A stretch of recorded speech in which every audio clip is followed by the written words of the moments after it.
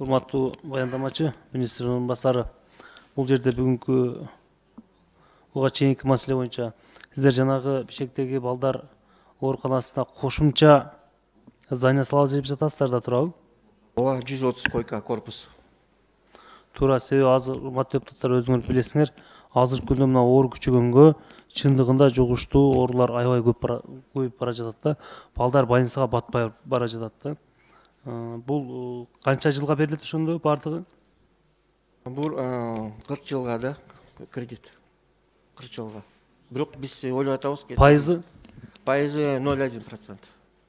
10 жыл эме отсрочка платежа. Негизги эмне жумуштар аткарылат эми ошого?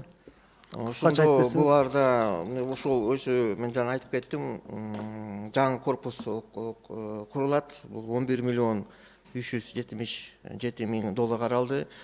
Медициналық жабдықтар жабдуу бул 5 миллион 278 миң АКШ доллары.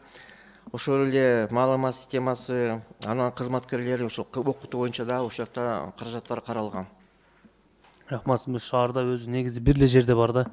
Мүмкүн болсо ушундай эле биз колдошубуз керек, жана ошондой эле сиздер ушунун үстүнө иштесеңиздер, Ош шаарына дагы курганды бир ойлосоңуздар. Ош шаарына дагы ушул көйгөй мындан 2 эсе көп оор болуп турат да.